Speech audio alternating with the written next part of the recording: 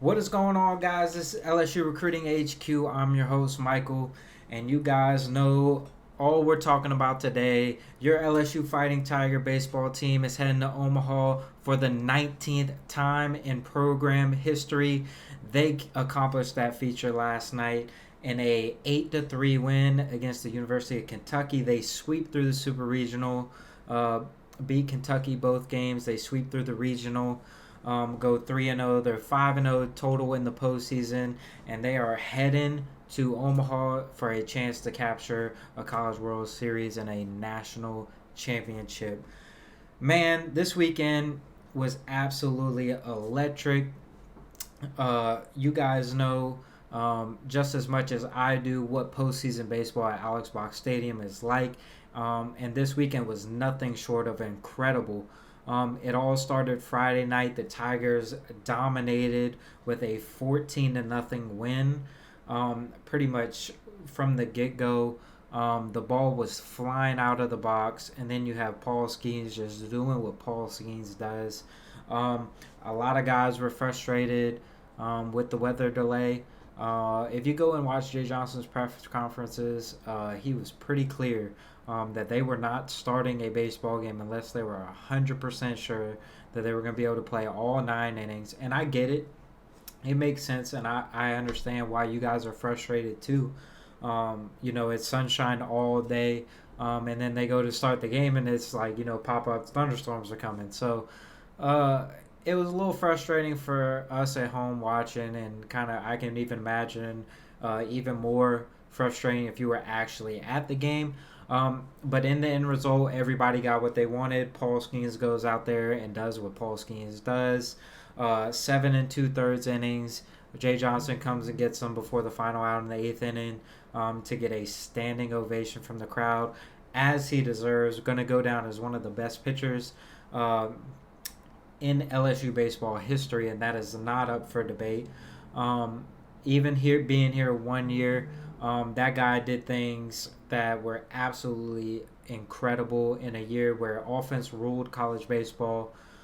This guy just, he's going to break every record. If LSU can play 2 games in where he can pitch in Omaha, he's going to break Ben McDonald's strikeout record. He finished the year with a 1.77 ERA, which is unreal in today's college baseball, where I believe the SEC average ERA was in the fours, like high fours.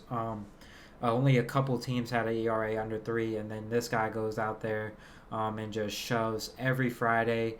Paul Maneri used to talk about it so much when Aaron Nola was here, about you just go out there on Friday, you're going to win, and you just got to find a way to win one of the next 2 games. And that's kind of the approach Jay Johnson's been taking. You know what you're getting from Paul Skeens every Friday night, and that is dominating pitching. But it wasn't just Paul Skeens on this Saturday night, first game of the series. This Saturday night, the LSU bats were just rocking and rolling. It felt like everything they touched left the ballpark, led by Trey Morgan, who had a amazing super regional. He went 4 for 5 with 2 tanks. I guess you get moved to the 3 hole. You gotta start producing some power, and man, and he sure took that to heart. This lineup, since the start of the postseason, has looked exactly the same. He took a chance inserting Josh Pearson. He homers in game 1. He comes up with a big hit in game 2. He has done everything and more for this baseball team. Just plug and play. If you really think about it, you put Pearson in there, and you take a guy like Jared Jones out, Paxton Kling out, guys that are hitting well over 300 with multiple home runs. Like, these guys are going to be stars on this team next year. And you just take Josh Pearson, you put him in that 9 spot. He's going to give you a professional bat every single time. And he has been the spark that this team needed. He was in the regional. He's homered now in 2 of the last 5 games. Batting in that 9 spot, has 2 home runs this postseason. I don't know exactly what his batting average is this postseason, but it's well above 300. And then you got guys like Jordan Thompson continuously just raking. And then, the usuals, right? Dylan Cruz, Tommy White goes deep twice, and it was just an all around, like, if every LSU fan could write a script for how the game on Saturday would go, you couldn't write it any more perfect in LSU's favor. Like I said, a dominating 14-0 win. Kentucky took a chance, man. They and see, this is my thing with the folks that were all concerned about 4 weeks ago with the Mississippi State and the Auburn series, right? When it comes to postseason baseball, you cannot use the strategy that those teams used against LSU. You can't. It just won't work.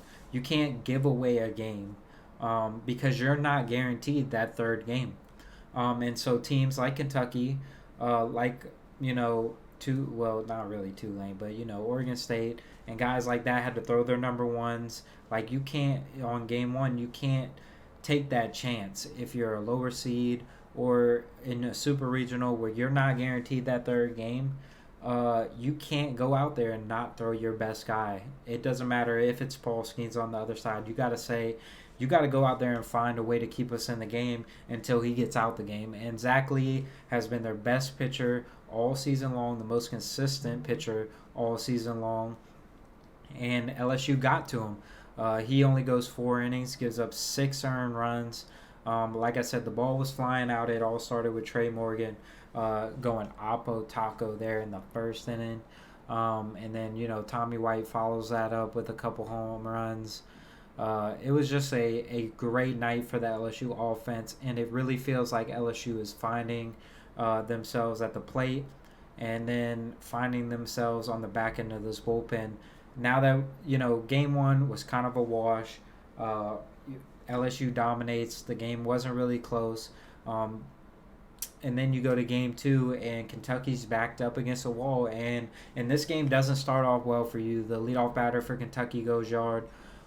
You're down 1-0. Ty Floyd is lacking in command, to say the least. He was struggling to find the breaking ball, but eventually figured some things out. He did a great job of throwing strikes, right? Biggest thing with Ty Floyd, he had some control issues, but Kentucky, he got behind in counts. Kentucky teed off on him, hit home runs. They hit 3 solo shots off of him. But the biggest thing in that situation, right, is walks, right? You walk those guys and then give up a home run, then that 2-run or 3-run home run kind of puts you in a hole, right? And he was just giving up solo shots. They were kind of starting to chip away. Jay Johnson pulls him after 81 pitches. He didn't want to have Kentucky face him for the third time around, which I completely agree with. Ty Floyd he wasn't on his best, but he did enough for LSU to keep them in the game. He gets you 10 outs. And then the story of the last 2 months, right?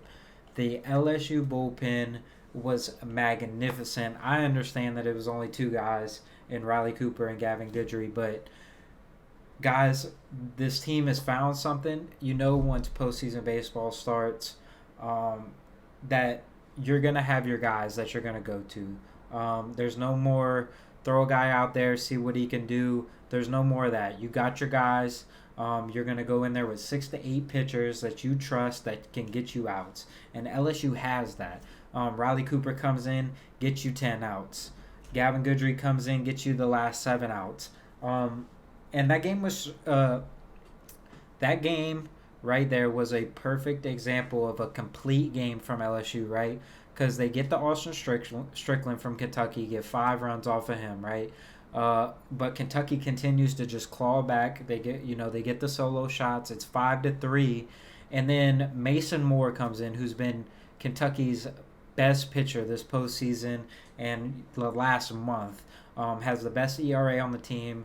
Probably their best pitcher on the whole entire staff. He comes in. He just shoves. He pitches a scoreless 4th, 5th, 6th, and 7th inning. And shuts that, throws up zeros. But you know what happened? Riley Cooper did the exact same thing. He comes in there. He gives you 3 innings of no-run baseball. just a tremendous performance. And then, Gavin Goodry comes in, and what more can we say about this kid? An absolute stud. Only a true freshman from Lake Charles, but man, he has got that it factor. The fact that a true freshman on this team is the closer, a guy that you look for to get the last three outs of these type pressure packed moments. The moments just aren't too big for him. He embraces the moment, and it's just an unreal thing to see these days with an 18-year-old kid walking on at the most prestigious program, on probably the best LSU team in the last 20 years with the most talent, and you're saying, hey guy, I need you to finish this one off for me, and he goes out there and he does it. And it was just a tremendous performance all the way around. From the bullpen, they go from being your biggest weakness to now you can almost call it a strength, because this bullpen, the last 6-7 games, you go back to the Georgia series, after the Thatcher Hurd ninth inning where he gives up the lead in the ninth inning on that Thursday game against Georgia. The bullpen's been lights out since then. Even when you lost that Sunday game, I mean, it wasn't because of the bullpen. It was because your starter can't get you out of the first inning. But man, the SEC tournament, lights out.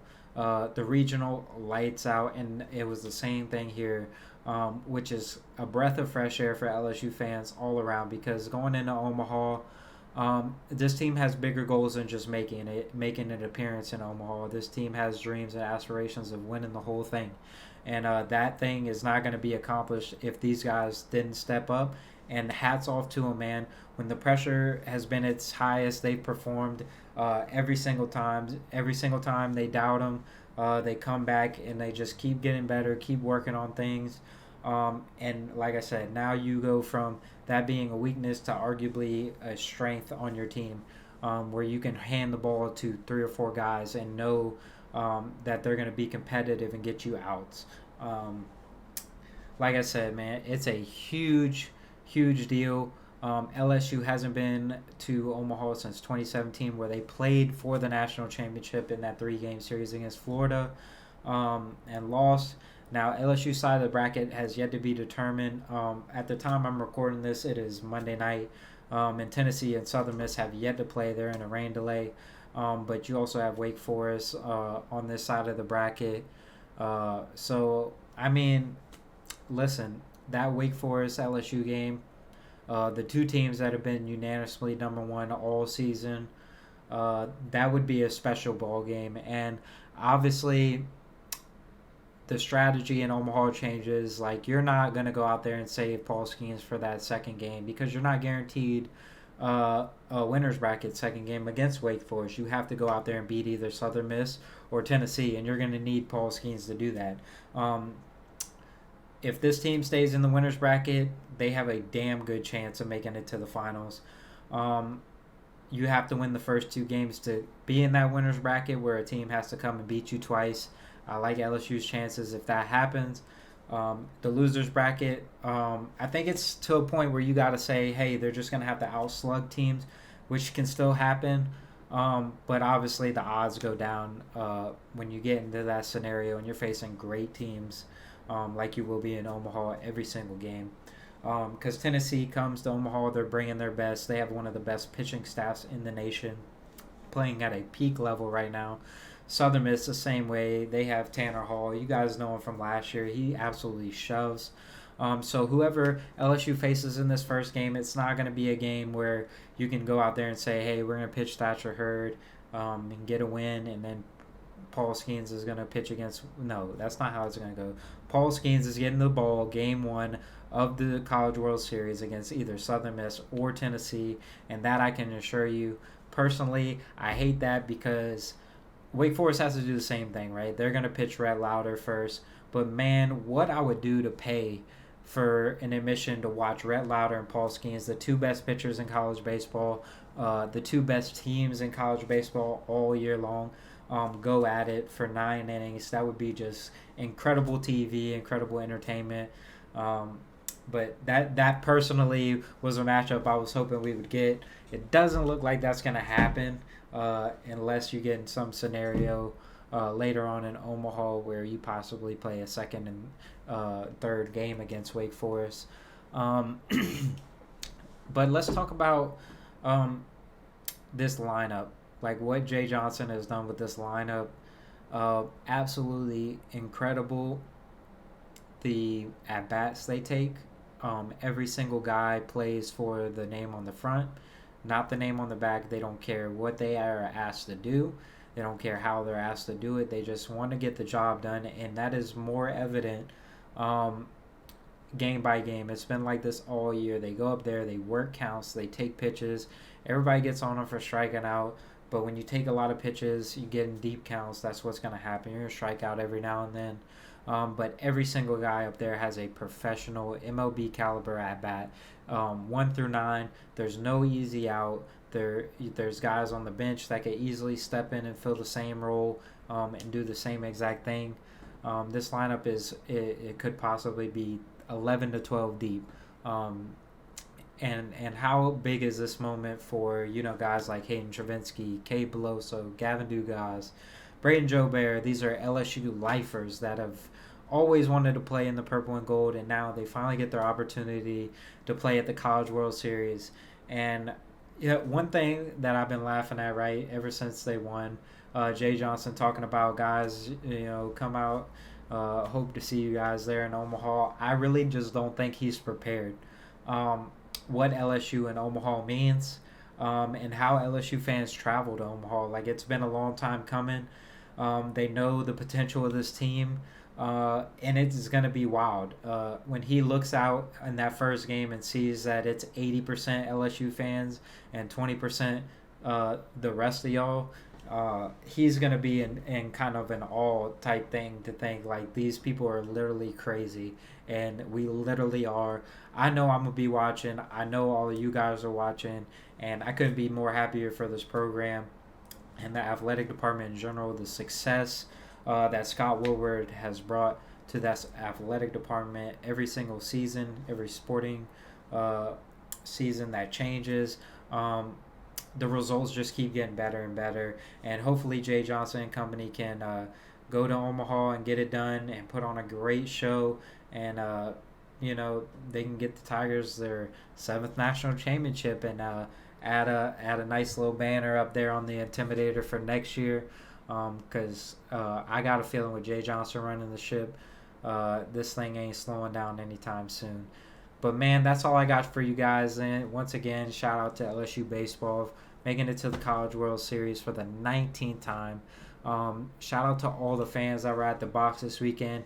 Truly the best baseball atmosphere in the world. There's no better place to be than Alex Box Stadium for a super regional. The environment absolutely crazy, and I have no doubt they played just as big a part as everything else in LSU getting this win. So shout out to the fans, shout out to the baseball team, shout out to Coach Johnson and his staff. A tremendous season, but we're not done yet, man, and we will continue to monitor this thing and keep giving you guys updates. So I will see you guys next time. I hope you guys enjoy the video. Make sure, if you haven't already, like the video, subscribe, leave your comment. Let me know how you guys are feeling on this wonderful Monday, and I will see you guys next time.